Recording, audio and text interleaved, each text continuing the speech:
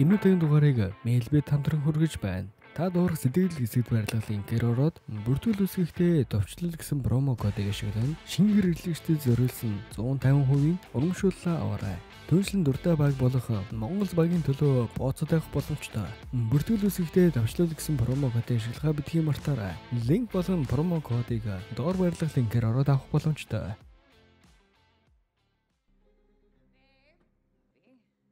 Каноны холдорын залуу Чарли эхнэр Сарагийн төрсөн өдрөөрөө бэлгэн нөхсөн онгоцоо засаж байлаа. Гэтэл Сара түүний ажлыг тасалдуулж удалгүй Лондон руу бизнесийн багуурал явах гэж байгаагаа хэлнэ. Тэрээр Чарлиг дахин хамт явахыг урьсан ч Чарли ажил ихтэй учраас татгалзав.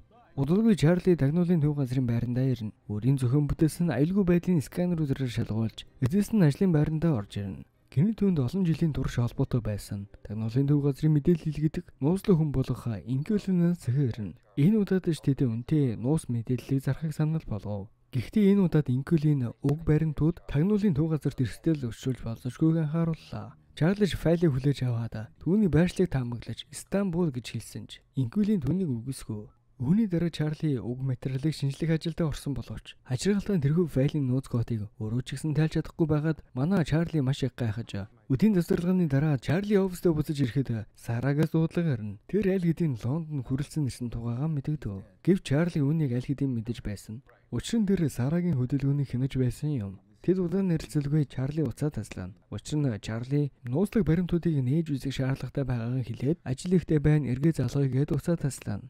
Гэсэн ч тэр кодыг тайлж чадахгүй хэвээр байсан тул компьютерыг хязгаарлагдмал бүс рүү авч орно. Тэнд илүү дэвшилтийн систем түүнд хурдан ахиц гаргахад туслана. Нэлээд хугацаа өнгөрсний эцэст тэр баримтууд дэх мэдээллийг нээж чадсан бөгөөд энэ нь түүнийг төчөрдүүллээ. Эдгээр нь засгийн газрын маш нууц файлууд байсан бөгөөд дроны цохилтыг зөвшөөрч улмаар файлуудыг маш нууцын зэрэглэл хаваач нь нуун даргуулсан байгааг олж мэднэ. Тэрхүү файлн дээр мэдээний бичлэгүүдэд Францын тусгай хүчнийхэн болон Дайны тэнгисийн явган цэргүүдийн оролцоолон 150 хүн амь үрэгдсэн тухай мэдээлж байлаа. Энэ бүх үйл ажиллагааг Чарлигийн дарга бөгөөд тагнуулын төв газрын ерөнхий ахлах Муур зохион байгуулсан байв. Чарлиж тэрхүү файлуудтай танилцаж маш их цочирдно. Тэр шөнө Чарли гэртээ ирээд Сара руу зарлахыг оролцсон ч тэр хариу өгсөнгүй. Тиймээс Чарли дуу шүдэн үлдээв. Маргааш нь Чарли оффист ирэхэд Муур түүнийг хүлээж байгааг хараад маш их гайхна. Муур Чарлиг саяхан захирал болсон Брайны өрөөнд агуулж орно. Тэрээр Лондонгийн нэгэн зочид болд террорист саллаг болсон бөгөөд Сара хохирогчдын нэг байсан гэж тайлбарлав. Чарли үүнд итгэхийг хүссэнгүй. Сара руу залгахыг хүссэн ч Муур телевизийг асааж мэдээг үзүүлв.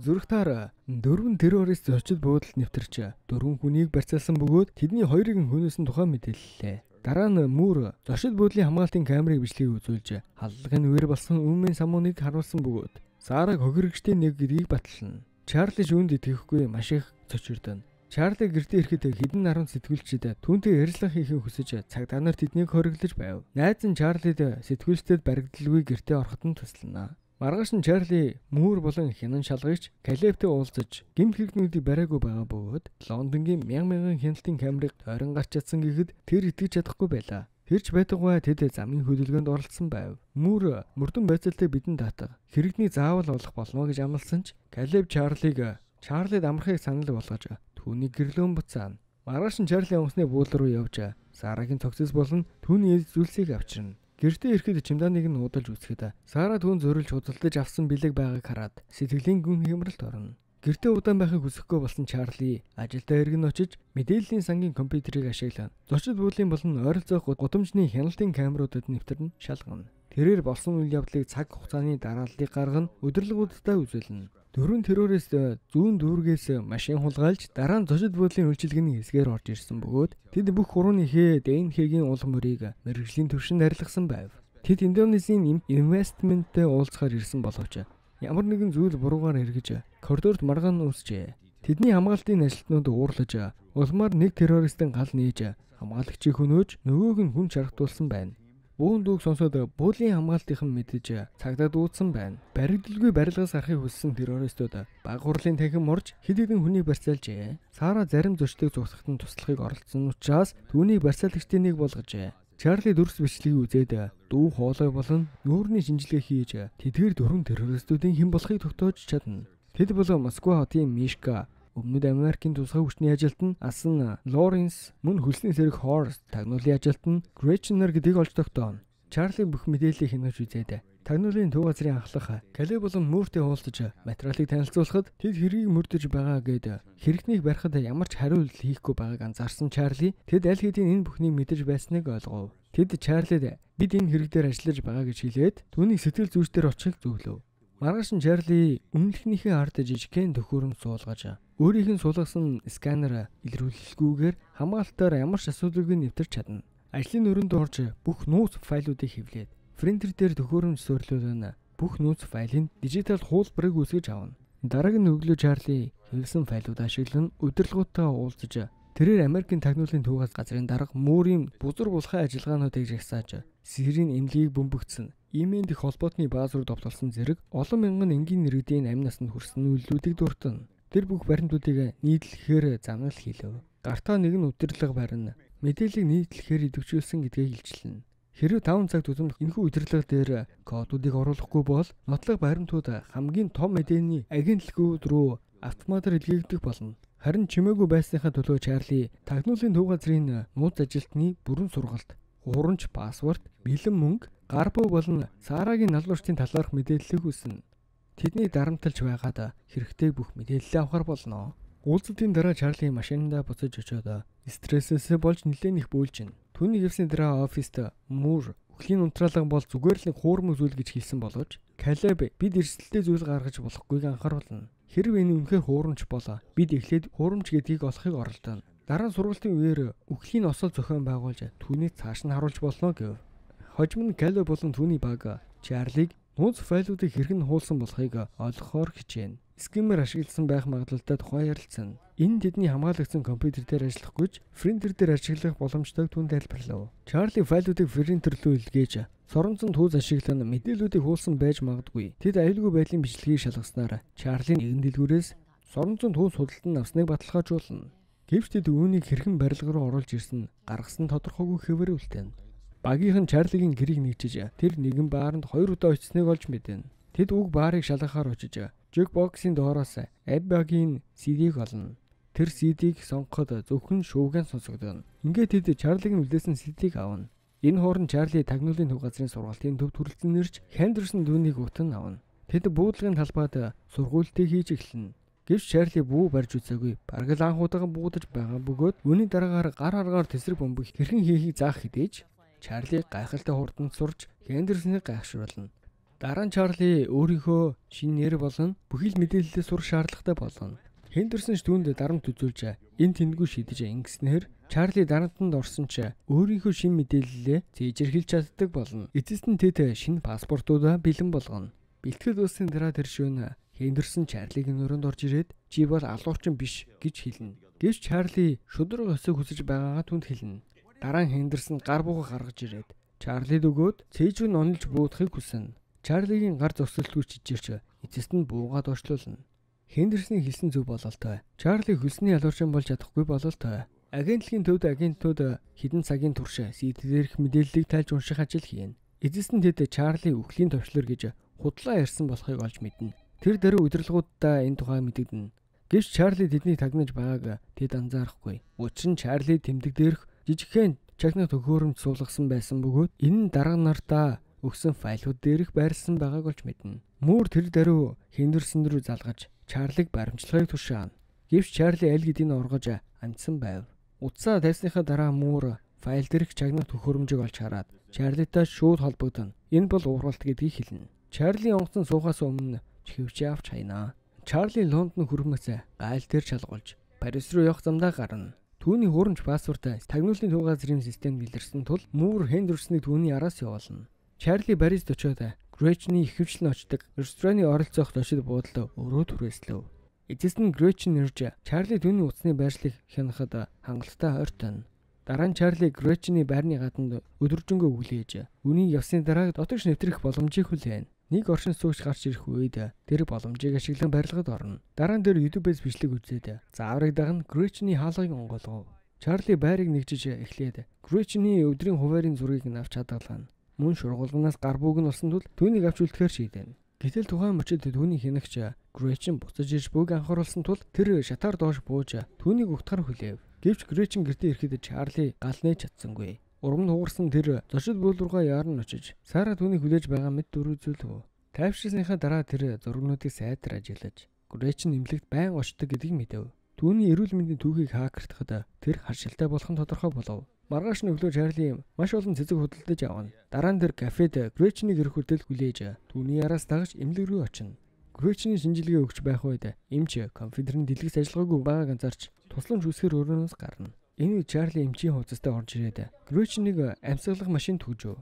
Грэчин сандарч эхэлсэн ч Чарлиг түүний үл тоон түүний тусгаарлсан өрөөг тоосонц руу дүүргэв. Эмч болон сүглэгч нар чимээ сонсон ч хаалга түгжигдсэн байлаа. Харшлын улмаас Грэчин уламд ордож эхлэв. Чарли түүн туслахаа амлаж гэхдээ зөвхөн нь Сараг бууцсан Хорстыг ханаас олохыг хэлбэл чам туслая гэв. Грэчин харшлаасаа болж юу ч хэлж чадсангүй. Тиймээс Чарли машиныг онгойлгоно. Гэтэл Грэчин түүнийг ширээ рүү түлхөв. Тэд өрөөнд нэлээд ноцолдож бие биенээ тавилга руу шидэлцэн. Чарли бууга гаргасан ч Грэчин түүнийг дарж унгаагаад хаалгыг онгойлгон зүгтаав. Чарли түүний араас гүйж гарсан хэдий Грэчин гудамжинд гүйж яваад Чарли түүнийг буутахаас өмнө машин мөргүүлээд нас барчихна. Цогцыг хараад зочирдсан ч Чарли өөрийгөө хүчлэн ойртож түүний гар утсыг аван тэндээс холдоно. Дараа нь тэр зүгтээж лабораторийн цагаан халаад хогийн савнд хийж хаялаа. Зочид буудалдаа ирээд бүх цусаа угааж ачаагаа баглана. Тэр шөнө Чарли автобусны буудал дээр очиж Марсел хүрэх тасалбар худалдан авлаа. Удалгүй Грэчний өхлийн тухай мэдээлэл тагнуулын төв газар төрнө. Брайан Муриг энэ талаар байцаахад тэр зөвхөн Грэчний өөрсдийнх нь нэгний гарт амиа алдсан бололтой гэж тайлбарлана. Тэр шөнө Чарли бааранд орж Грэчний өхлийн гин буруугаас болж дотроо маш их шаналсан сэтгэлээ дарахын тулд нэлээд уугаад согтсон манай хүн Сараг бүжиглэж байна гэж андуурсан ч Сараг санагдулан эмэгтэй зогсож байлаа. Энэ тал Чарли Хендерсон өөрлөө нөөртөж байгааг анзаарч сандрав. Тэр хүмүүсийг түлхэн гарч гудамжаар гүйсээр өөр нэгэн баарнд орж нөөгдөв. Гэвч Хендерсон түүнийг дагаж ирнэ. Чарли угаалгын өрөөлөг гүүн орж хаалгыг түгжв. Харамсалтай нь тэнд цонх байсангүй. Ямар ч гарах зүгтаах боломж байхгүй тул Чарли буцаж харж ирэхээс өөр арга байсангүй. Тэр Хендерсонтэй хамт бааранд сууж Хендерсон Грэчний гар утсаар мөрдөн түүнийг олсноо хэлв. Ярилцаад удалгүй Чарли утсан дээрх цаг тохируулсан байгааг үзүүлээд гэмтэлгүйс гарна. Төд удалгүй угаалгын өрөөнд бөмбөг дэлбэрв. Бааранд нэлээд өөмөн болж Хендерсон Чарлиг дахин олж харах боломжгүй болов. Гар утасны байршил тогтоох төхөөрөмж ажиллахаа болсон байлаа. Дараагийн өглөө Чарли Инкулинтэй холбоо барьж тулсамж хүсээд Турк руу ачааны онгоцоор ниснэ. Стамбул тэр нэгэн ресторанд орж Инкулинд мессеж илгээнэ. Нэгэн нэр утсан дуурахыг сонсоод түүн рүү очихыг завдтал нэг нэмэгтэй замыг нь хааж утсаа шалгахыг зөвлөв. Чарли ресторанаас гарахад тэр нэмэгтэй дахин түүнд ойртон өөрийгөө Инкулин гэдгийг батлав. Тэр аль хэдийн Чарлигийн эхнэрийн талаар мэдэж байсан тул түүний малгай өрөвчийг худалдааны уутанд хийхийг зөвлөв. Инкулин түүний хэсэг хугацаанд дэлгүүр хэсэж байгаа мэт дүрсхийг хүсэж дараа нь нэгэн гаражид уулзахаар тохиров. Удалгүй Чарли түүнтэй уулзаж Инкулин гэртээ түүнийг аваачив. Замдаа Инкулин өөрийн түүхийг хуваалцсан. Түүний нөхөр 6 жилийн өмнө нас барсны дараа хакер болсон бөгөөд түүний нөхөр тагнуулын төв газрын ажилтан байсан. Мөн Оросын тагнуулын албанд ажилладаг байсан тухай ярина. Үнэн дээр тэр анхны Инкулин байсан бөгөөд эхнэртэй бүгдийг нь зааж сургасан гэдгийг хэлээд түүний өхлийн шалтгаан нь зонхоор санамсаргүй унсан гэдэгт итгэхгүй байгаагаа түнд хэлнэ. Дэд явсаар хөдөө тосгон дээрээд гэрт нь хүрэхэд Инкулин энэ газарт 3 жилээс удаан амьдарч чадсан гэдгийг хэлээд зүгтгаас завлахаж байгаагаа хүлээн зөвшөөрнө. Хэрэг Оросууд түүнийг олох юм бол өөрийгөө устгах буу түүнд байгааг хэлнэ. Дараа нь тэд хэргийн талаар ярилцсан. Хорст бол мөрийн төлөө хөлсний цэргүүдийг илсүүлдэг удирдагч. Лоренс бол Зевсгийн 8 ачин тул Инкулин өөрийгөө Зевсгийн худалдагч мэт дөрвөлсөх нь түүнтэй холбоо өрөхийг шийдэв. Харин Мишка бол байн гаялдаг. Бүх зүйлийн онлайнаар нийлдэг хүн. Тэд зургуудыг сайн ажиглаж үзээд түүнтэй хамт нэгэн нэмэгтэй байгааг олж хараад илрүүлв. Нүүр таних технологи ашиглана. Түүний Instagram хаягийг олж Испани байгааг баталгааж болов. Маргааш Калеб багийнхандаа террористуудыг ажиглаж Чарлиг олохыг даалгав. Брайан Муртай уулзаж нууц ажиллагааг зөвшөөрлгүй явуулахыг болиулахыг хүсв. Мур түүний өмнөх дарагч ийм зүйл хэлж байсан тул тэр үед хэлсэн үгээд автах болно гэж хариулв. Брайанд бүрэн дэмжлэг үзүүлнэ гэв. Уулзалтын дараа Брайан машиндаа суухад тусдах нь түүнд Хендерснийг Испанд байгааг мэдэгдэв. Мур түүний илгээсэн батлагдсан тул Брайан өөрийн нэгэн тагнуулыг түүний араас явуулав. Энэ хорон Чарли Инкулин хоёр Мишкаг зочид буудлын хяналтын камерын систем нэвтрэн олж илрүүлв. Чарли дараа нь Мадрид руу явж тэр зочид буудал байрлана. Тэрээр Мишка хоёр барилгыг дээврээр нь холбосон усан сан сэлэг дуртайг мэдэж авав.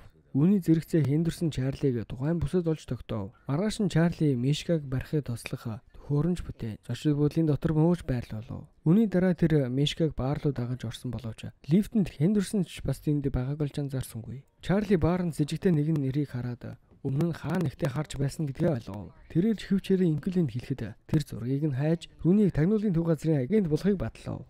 Түүнчлэн тэр камераар Хендерсныг олж хараад Чарли даалгавраа цуцлахыг хэлв. Гэвч Чарли төлөвлөгөө үргэлжлүүлэхийг хүсв. Мишка усан санд очих үед Чарли түүнийг барьж Хорстыг хаанаас олохыг асуув. Хэрв тэр хэлэхгүй бол усан сан сүрэх болно. Мишка түнд итгэсэнгүй сэлж зүгтхийг оролдов. Гэтэл Чарли туршлуур дарж усан сангийн шилэн ханыг хагалж самгаагаас усан сангийн ус доош унах үед Мишка хурдан сэлхийг хичээсэн ч аль хэдийн оройтсан байв. Шил хагарч тэр доош унаж нас барсан бөгөөд ус гудамжаар нэг басгарав. Дараа нь Инквилайн Чарлид Хендерсон болон бусад агентууд ойртож байгааг анхааруулж зүгтх чиглэлийг зааж өгнө. Хөөцөлдөөний хэлж Хендерсон баргал Чарлиг барих шахтагч яг тэр мөчид нөгөө агентууд нь түүн рүү дайрна. Тэр Хендерсныг өгзөр шунгаагаад угаалгын өрөөнд зодтолдож эхлэв. Чарли тэднийг өрөө дотор бибийн тэгэд тулалдаж бөөг ажиглана. Хендерсон нөгөө хүнийг толгойг нь угаалгын машин руу хийхийг хараад нууц ажилт нь гар буу гаргана. Хендерсныг буудах боловч Хендерсон бөөг булаан авч хариу буудана. Хендерсон ч бас шаргатана. Дараа нь Чарли додож шорж Хендерсонд туслах ёстой эсгээ эргэлзэн. Гэвч Инквилийн түүнд зүгтхийг сануулв. Маргааш Брайан Мурийг өөрийн оффист авчирч Чарлигийн талаар асуув. Мур түүнийг гашуудлын чөлөөтэй байгаа гэж хэлээд явуулна. Гэвч тэр зочид буудлын бичлэгийг олсноо дэлгэнэ. Үүний зэрэгцээ Кайле болон түүний баг үг бичлэгийг үзэж Чарли чөхөвчээр яриад тусламж авсан болохыг ойлгоно. Тэд Чарлигийн шифрлэгдсэн чатнуудыг судалж эцэс нь Инквилинаас ирсэн зурагсуудыг олно. Удаан хаасны эцэст тэд нас барсан агентийн файлыг олж файл илгээсэн хүнийг олоход Инквилин гэдгийг мэдэнэ. Тагнуулын нууц ажилт нь нас барсан. Гэвч түүний эхнэр нь үүргийг нь залгамжилсан байх гэж таамаглана. Тэр шөнө Чарли Инквилин хоёр зүгээр л хамт байхын тулд бибинийхээ хажууд унтахаар тохиролцов. Инквилиний гадаа байрлах шувуунууд чарлаж тэднийг сэрэн. Хяналтын камераас хэд хэдэн тусаагийнх нь ордож байгааг олж арав. Тэд даруйхан ханад байсан нууц хонглоор зүгтэж гарах замдаа Чарли тэнгэр нисэж буй дрооныг ажиглав. Тэд зүгтсаар өөр нэгэн барилгад нэвтэрснээр тэд цааш явах боломжтой болж тэднийг байршлыг олохоос өмнө хорооллоос гарч амжив. Компьютер аль хэдийн бүх файлуудыг устгаж байсан тул тусаагийнх нь олох зүйл үлдсэнгүй. Тэд далайн эргээр гүйсний эцэст Инквилиний машинд хүрч чадсан ч дрон тэднийг илрүүлв. Удалгүй тусаагийнхан гал нээж заваар хүртэл хөөж эхлэв. Урт хугацааны хөөцөлдсөний эцэст тусаагийнхан машиныг зогсоож чадсан ч Инквилин нэлээд хүн шархтав.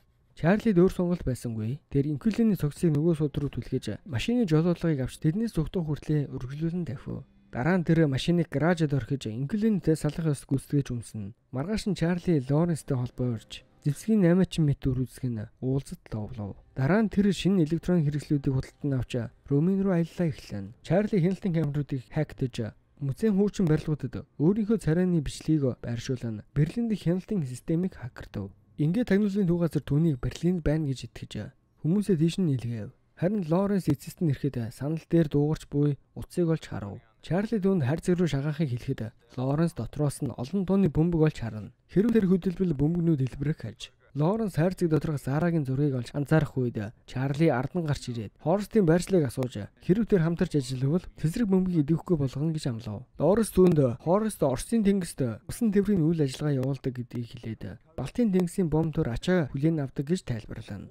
Дараа нь Чарли Хорст хэрхэн холбоо барихыг асуухад Лоренс зөвхөн өөрийн хүмүүсийн илгээсэн нууц кодоор л мэдээлэл авдаг гэж хэлнэ. Бүх тоо нэрс утсандан байгаа тул тэр утсаа газарч идэнэ. Чарли утсыг авмагцаа гарч одох бөгөөд удалгүй бөмбөг дэлбэрч Лоренсыг хөнөөж бөөг чимээг сонсон.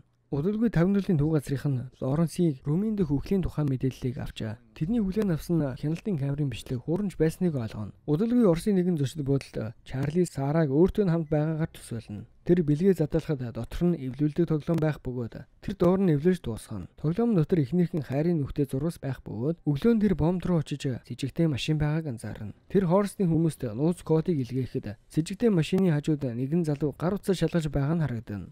Тэр эрэгтэй дагаж заримныхан зургийг нь авч хаад явлаа. Чарли зарим багаж хэрэгсэл худалдаж авсныхаа дараа буцаж зочид буудалдаа ирээд уг завны бүртгэлийн дугаарыг ашиглан түүнд хамаарах дарвуулт онгоцыг олж тогтоов. Мөн тэрээр Хорст ямар далайн замаар явж байгааг судалж эхлэв. Өглөө нь Чарли зав руу ордон очоод хэнийг нь ард талаас нь цөхөж унгаав. Чарли дарвуулт онгоц руу аваачсан бөгөөд тэнд эцэст нь Хорсттой уулзсан. Хорст үргэлжлээд Чарлигийн нуусан тэсрэх бөмбөгийг олсон байлаа. Тэр Чарлиг түүний хамтрагчдыг өөрийнхөө гараар биш тэдний хөнөөсөн гэдгийг анзаарч өөрийнхөө гараар хүн алах чадваргүй гэж бодно. Хорс Чарлид гар бүг өгч түүнийг буутахыг шаардсан боловч Чарлиж түүнийг буутах гэсэн ч чадалгүй буух газарт буулгав. Гэнэт даруул онгоц эсрэг чиглэл рүү эргэж эхлэснээр багийнхан сандарна. Чарли даруул онгоцыг удирдлагад авсан гэдгийг хэлчихлэх бөгөөд уг онгоц нь Америк нэгдсэн улсын тагнуулын төв газрын хяналтанд байдаг гэдгийг хэлнэ. Учир нь тэр энэ онгоцыг хамгаалах протоколууд дээр ажиллаж байсан тул хакерт нь Финланд руу чиглүүлэх нь түүнд амархан байсан гэв. Удалгүй хилд өртсөн тул Финландын тэнгис хэргийн болон Интерполийнх нь онгоцыг бүслэн авч Хорс болон түүний хүмүүсийг баривчиллаа. Хэсэг хугацааны дараа Брайан хэвлэлийн баг хурал хийж тагнуулын төв газрын ажилтнуудыг хууль бус ажиллагаанд ашиглаж байсан ба бүх авилгад идэгсэн албан тушаалтнуудыг баривчилсан тухай мэдэгдэв. Бүх зүйл өнгөрсний дараа Хендерсон Чарли дээр ирээд хийсэн зүйлд нь бахархаж буугаа илэрхийлв. Ингээд Чарли гин буруугүй тооцогдож эхнэр Сарагийнхаа булшинд очиж эргэснийхээ дараа Чарли гэртээ харж эхнэрийнхэн бэлгэсэн онгоцоо жолоод нь нисэж байгаагаар кино маань төгсөнө. За тэгээд энэ хүртэл үзсэн та бүхэндээ баярлалаа. Хэрвээ кино таалагдсан бол subscribe-аж манай сувгийг дэмжээрэй. Баярлалаа.